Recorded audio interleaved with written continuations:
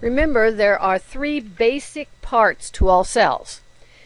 There's the boundaries, there is the cytoplasm, and there is genetic material.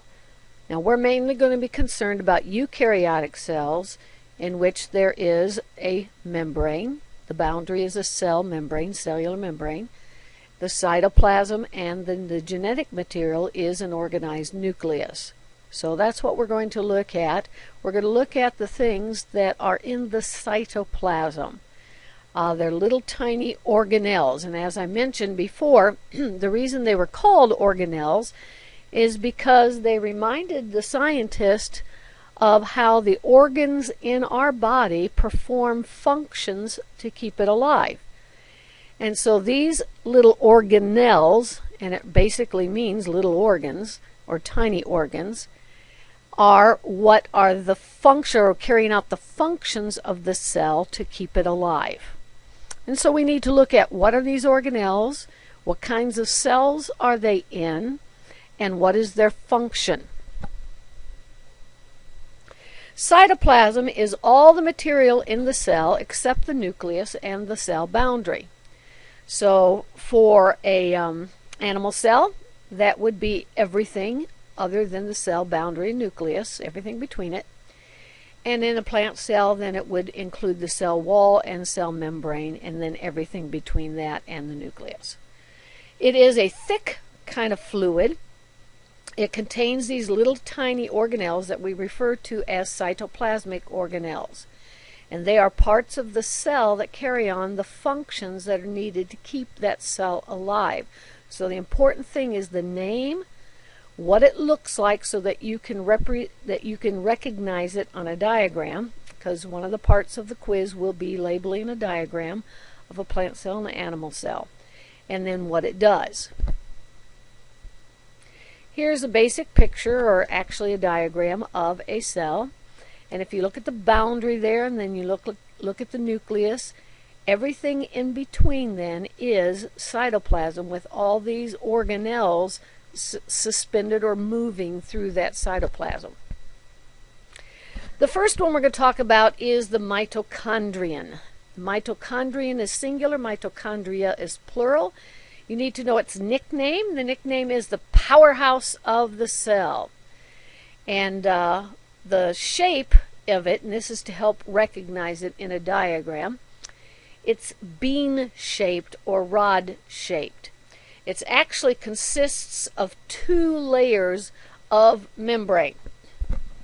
And the two layers, the outer one is nice and smooth, and the inner one goes back and forth, back and forth. It's folded repeatedly into these ridges or these folds, and they have a name. And you need to know the name of these folds of the inner membrane of the mitochondrion.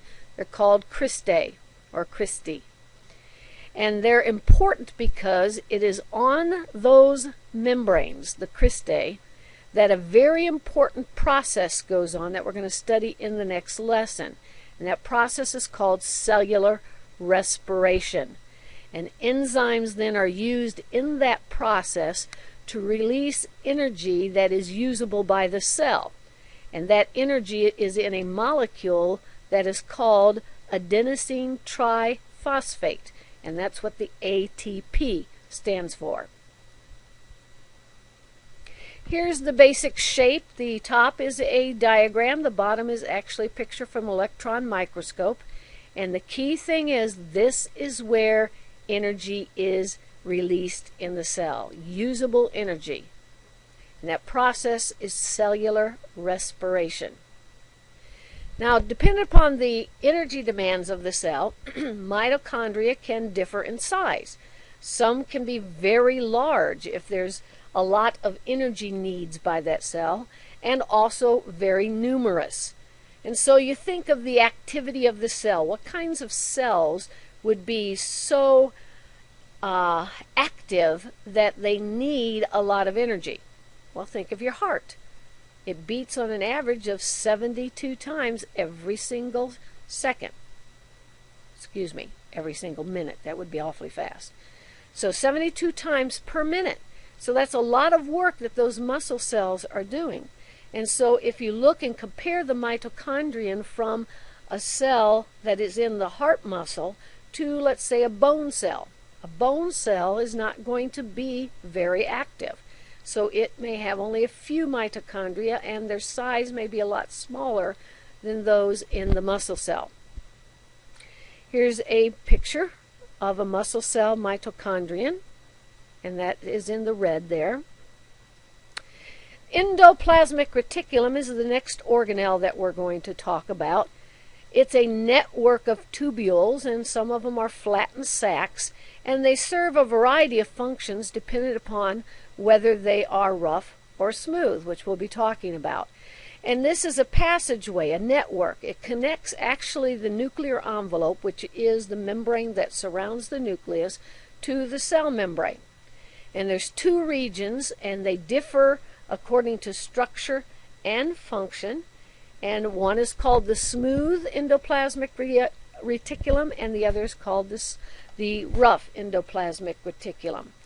And with the rough one, it is, the reason it's called rough, and I think of these like, since it's a network and it connects the nucleus to the cell membrane, think about like a transportation system, like a roadway, a network all over, although it's made of unit membranes, what it is.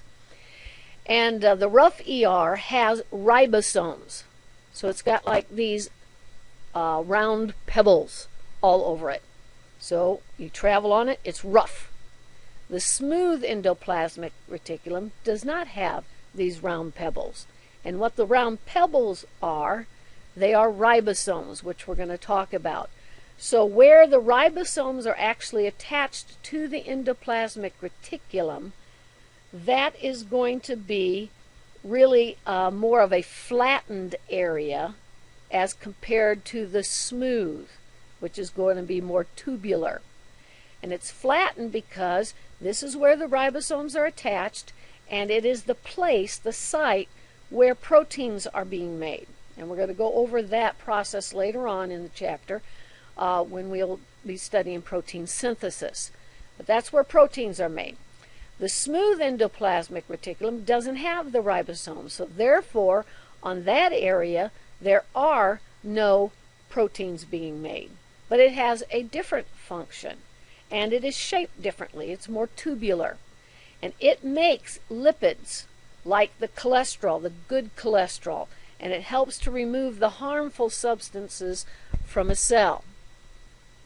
Here's a picture of, see the little kind of brownish dots all over? That's an example of rough endoplasmic reticulum. Now the ribosomes, which I liken to like rocks, smooth rocks on the endoplasmic reticulum, the ribosomes are circular. They're very tiny.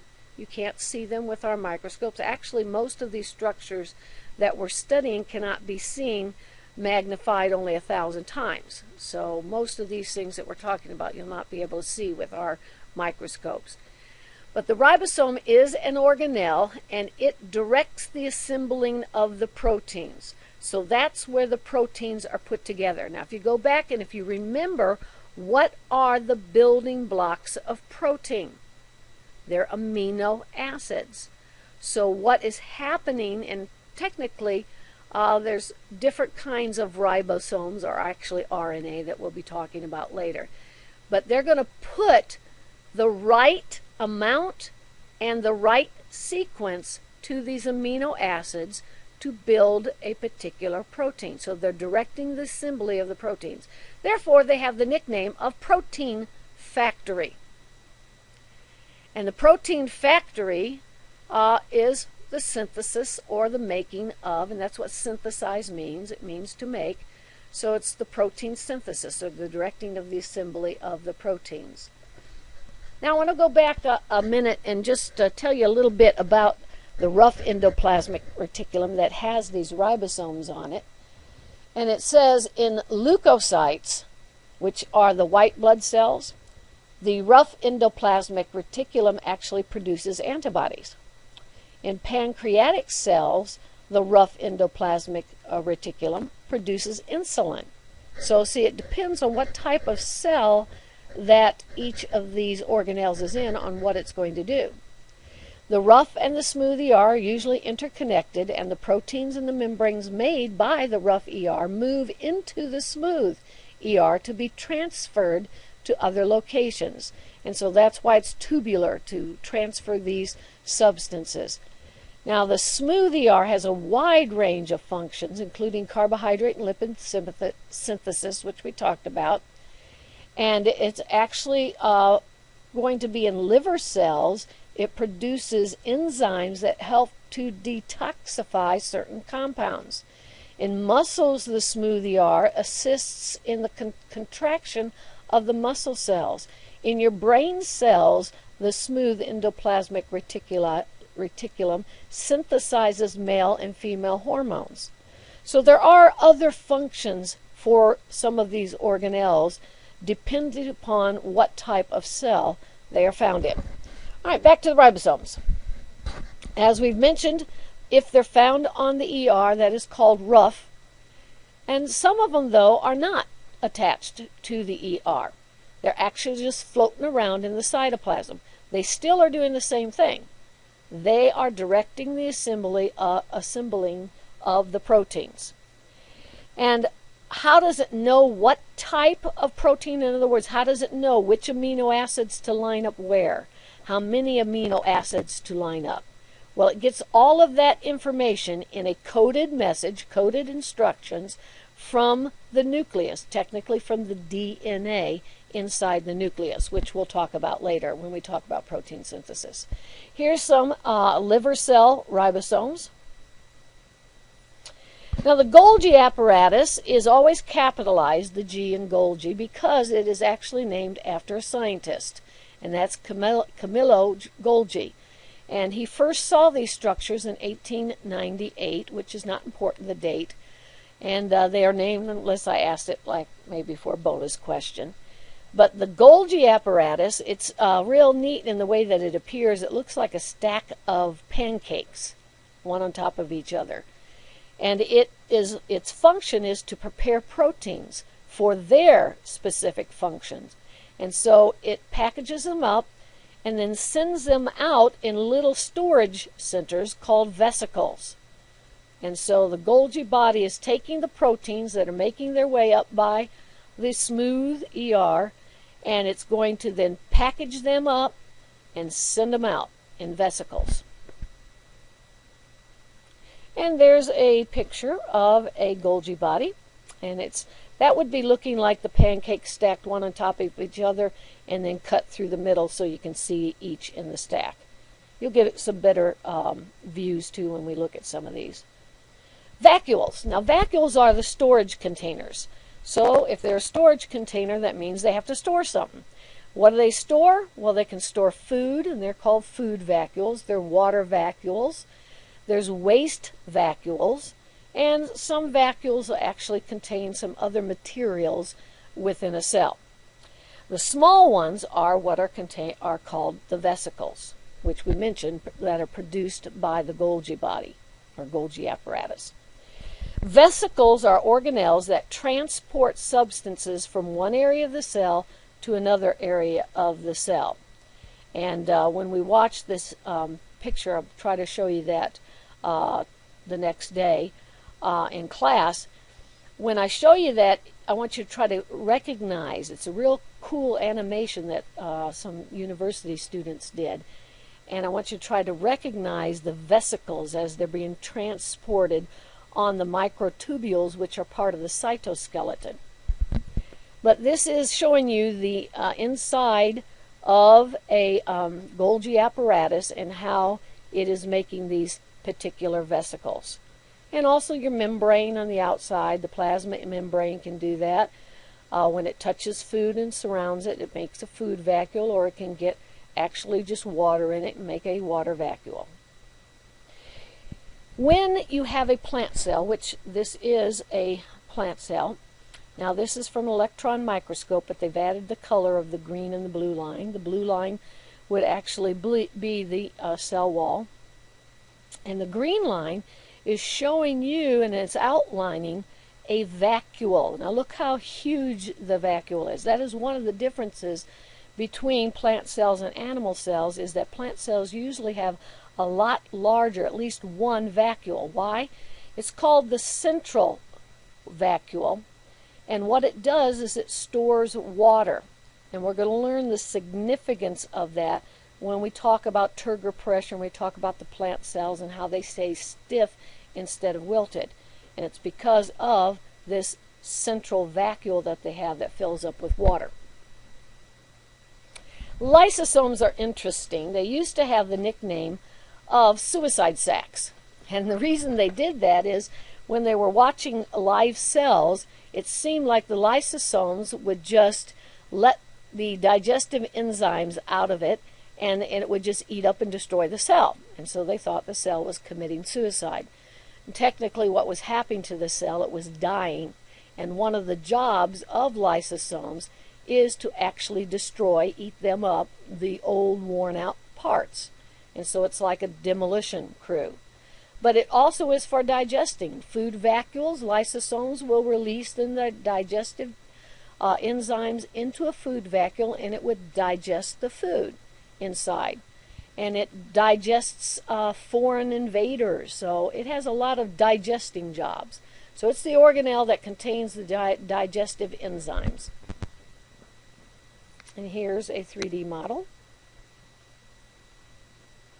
Chloroplasts are found only in plant cells, animal cells. You can see these with our microscope, so that's a good thing. It's a cellular organelle that contains chlorophyll. Now, chlorophyll is the green pigment.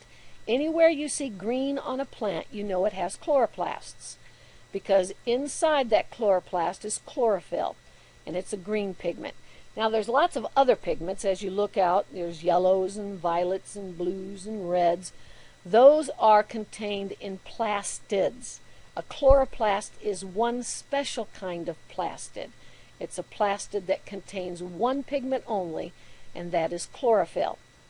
Now, here's the important part of chloroplasts. Because it contains chlorophyll, this is the actual site, the place where photosynthesis occurs. And that's another one of those processes that we're going to look at in the next lesson. So we're going to look at cellular respiration and photosynthesis. So photosynthesis occurs inside the chloroplasts because it has chlorophyll. Chloroplasts, that is actually an electron microscope picture showing you the different parts inside the chloroplast. It is a membrane-bound organelle. It is the organelle that is able to take light energy and to make food out of it because it can carry out the process of photosynthesis. And the kind of food that it makes is a sugar. It's a 6-carbon sugar that they call glucose. And what it uses is water and carbon dioxide and this light energy to make the glucose. And we're going to study that process, photosynthesis. Here's an actual real picture, although the black arrow there seems to be pointing to that round oval bigger thing in the middle. It's actually all those green ovals and green circular things. All of those are chloroplasts, and many, if you look at a green leaf, you're going to see a whole bunch of these. There are a few other organisms besides plants that have these. There's algae, green algae, that will have chloroplasts. And actually there is a protozoan like the euglena that has chloroplasts in it. The nucleus we already studied, but again you need to know it is, we're going to look a little bit more at it. It's called the control center of the cell. Now it's not really like a brain, because a brain can think and it can realize and rationalize and all that kind of stuff, whereas a nucleus can only do what it's programmed to do. But it is the control center because that's where the DNA is. Now the DNA makes up what we call a chromosome. So inside the nucleus there are chromosomes. This nucleus has a very important membrane around it. It's actually double membraned, and it's got pores in it. And the pores are what allow certain molecules to go in and out of the nucleus.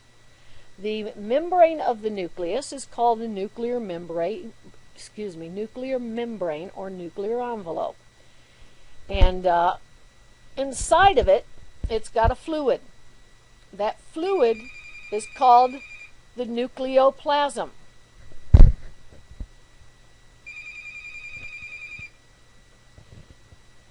And the nucleoplasm is just the material. It's actually a protein-rich fluid that is inside the nuclear envelope. It's called nucleoplasm, which is pretty easy, nucleus. And then DNA. DNA is the genetic code. It carries the genetic information. It carries the information about how to make the proteins and what amino acids and how many to use. It is organized into what is called chromosomes. So that's where you find DNA. Inside the nucleus are chromosomes. And inside the chromosome is the chemical DNA. That's what they're made up. And they also have attached proteins to them. So it's deoxyribonucleic acid. And you do need to know what DNA stands for. Deoxyribonucleic acid. And it's a chemical that makes up the chromosomes. When you take a little section of the DNA, that is known as a gene. Inside the nucleus, you also have another, what looks like a nucleus inside the nucleus. And it is called the nucleolus. And that is where ribosomes are assembled. And ribosomes, remember, are the protein factories. And it is in the nucleolus where they are assembled, where they're made. See the dark center? That is a nucleolus. And then the bigger structure that has the black inside of it, that is the nucleus. And then the pink and the orange and all of that is the organelles inside the cytoplasm.